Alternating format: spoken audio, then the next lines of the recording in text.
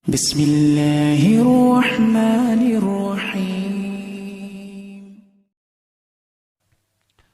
Dan juga di sini dikatakan yang selanjutnya, dan dia Allah tidak suka kalian banyak bicara.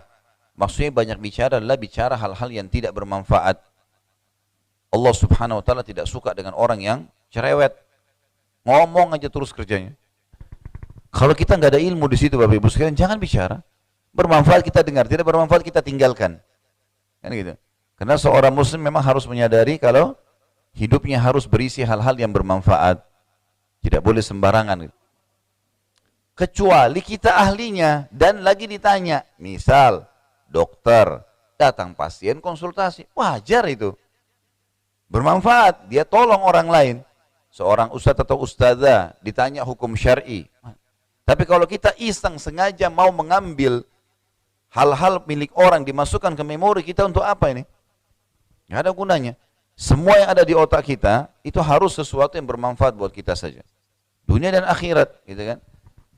Dimulai dari lisan. Karena orang banyak berbicara ini. Banyak bicara, ya banyak. Di sini juga dikatakan bukan cuma itu ya. Banyak bicara, banyak bertanya. Maknanya banyak bertanya sini adalah bertanya hal yang tidak ada gunanya. Kata para ulama, malu itu baik dalam segala hal kecuali bertanya dalam ilmu. Ini nggak boleh kita malu, nggak faham, nanya. Para sahabat pada saat bertanya dengan Nabi SAW dibolehkan. Bahkan ada sahabat yang berulang-ulang bertanya. Contoh misalnya, ada sahabat pernah mengatakan, ya Rasulullah, saya kalau punya 1 dinar, saya sedekahkan kemana? Kata Nabi SAW, sedekahkan buat dirimu dulu. Buat kebutuhanmu penuhi. Kata dia, bagaimana kalau saya punya 1 dinar lagi ya Rasulullah, yang lain? Jadi sahabat ini bertanya terus ini. Tapi bertanyanya ilmu.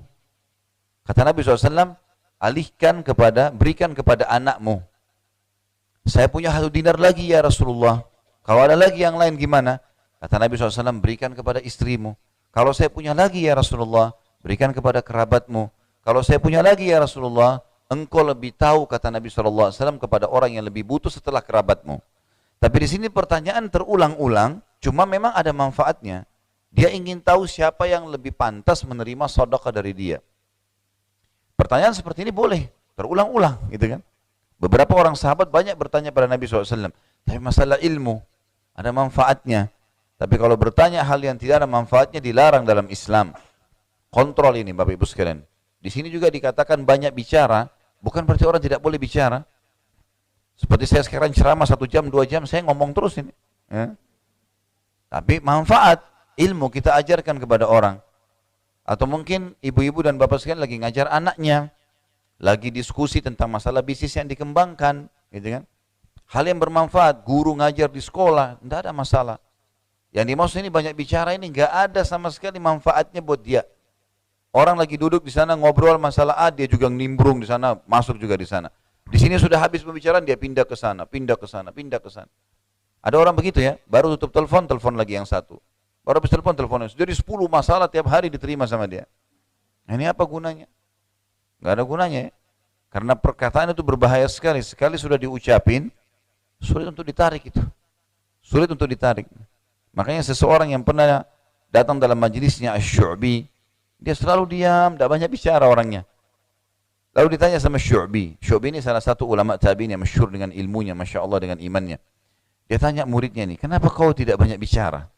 Dia bilang, saya dengar, maka saya dapat manfaat. Saya diam, maka saya selamat. Sesungguhnya, seseorang kalau dia fokus kepada, dia konsentrasi dengan kedua kupingnya, dia akan banyak manfaat, dapat manfaat buat dirinya sendiri. Kalau baik dia terima, kalau buruk dia tolak. Tidak ada efeknya ke orang lain. Tapi apa yang dia ucapkan dengan lisannya berefek pada orang lain. Kalau baik bermanfaat, kalau buruk jadi dosa. Kata Syu'bi, saya terus mengulangi perkataan orang ini dalam setiap majelis saya, karena dianggap manfaat. Termasuk sekarang Bapak Ibu bisa dengarkan dari saya apa yang disampaikan oleh orang itu, pelajaran besar. Maka seorang muslim kalau bicara yang keluar emas, kalau dia bertanya adalah emas, maksudnya adalah bobot, bobotnya bagus, bukan emas keluar dari mulutnya ya. Orang mukmin la yu'minu ahadukum hatta man kana yu'minu billahi wal yawmil akhir falyakul khairan aw liyasmut. Siapa yang mengaku beriman pada Allah dan hari kiamat, maka dia cuma mengucapkan yang baik atau dia diam, gitu kan? Jadi ada manfaatnya. Kita kalau lebih baik ya, Allah memberikan kita Bapak Ibu sekalian telinga dua dan mulut satu. Itu agar kita lebih banyak mendengar daripada ngomong. Telinganya dua, mulutnya cuma satu, maksudnya mulut juga dua, tapi mulutnya cuma satu. Berarti kita lebih dianjurkan lebih banyak mendengar daripada ngomong. Subhanallah, orang yang orang yang banyak mendengar itu akan lebih banyak manfaat dan dia lebih sedikit terjerumus pada kesalahan. Dia dengar nih apa yang orang ucapin, dia nggak ikut-ikutan mulutnya, maka tidak ada argumen orang untuk menyalahkan dia. Ya. Arti kata memang dia tidak mau libatkan diri dalam masalah itu. Makanya salah seorang ulama tabi'in namanya Iyas Al-Muzani, beliau mengatakan setiap saya ya berargumen dengan orang selalu saya menang, gitu kan? Karena saya sampaikan argumen mereka sudah nggak bisa bantah lagi. Dia bilang sampai ada satu orang yang saya akhirnya jadi malu dengan dia.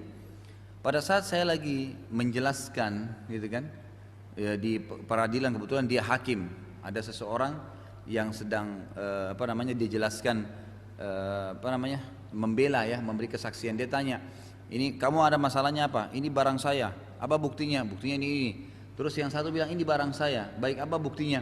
Dia bilang ada saksi, ini buktinya dan ini saksi saya. Ini kebetulan ada saksinya, gitu kan? Saksi ini yang jadi bahasan kita. Lalu didatangkanlah saksi tersebut, kata Iyas Al-Muzani, kamu kenal orang ini? Dia bilang iya saya kenal. Kenapa? Berapa lama kamu kenal orang ini? Dia bilang sudah sekian tahun. Kenapa kau mau bersaksi buat dia? Gitu kan? Dari mana kamu tahu gitu loh? Bahwa saya memang orang ini betul-betul benar. Kamu sudah tahu berapa kegiatan apa di rumah dia, berapa jendela rumahnya, gitu kan? Dia bilang begitu. Kata si saksi ini, saya tidak tahu, tapi saya kenal orang ini. Lalu dia diam orang itu. Kata Iyas, saya ingin lebih jelas kamu sampaikan. Langsung dia bilang, wahai qadi, wahai hakim, gitu kan? Sudah berapa lama anda kerja di pengadilan ini? Kata Iyas, sudah sekian puluh tahun. Kata dia si saksi ini, apakah anda tahu berapa tiangnya bangunan pengadilan ini? Kata si Iyas, saya nggak tahu. Langsung orang tersebut tersenyum, nggak jawab apa-apa. Langsung Iyas mengatakan, saya langsung memahami maksud dia. Artinya kalau saya saja kerja sekian tahun di pengadilan tidak tahu berapa tiangnya bangunan ini, bagaimana dia bisa tahu jumlah jendelanya rumah orang yang dia mau jadikan sebagai atau dia tolong sebagai saksi? Udah. Jadi ada orang-orang subhanallah menjelaskan sesuatu secukupnya. Udah. Jadi kita harus punya kalimat yang kita ucapkan itu punya nilai, ya, punya nilai. Makin jarang, makin kita kontrol kalimat, maka makin mudah untuk bisa diterima oleh orang lain.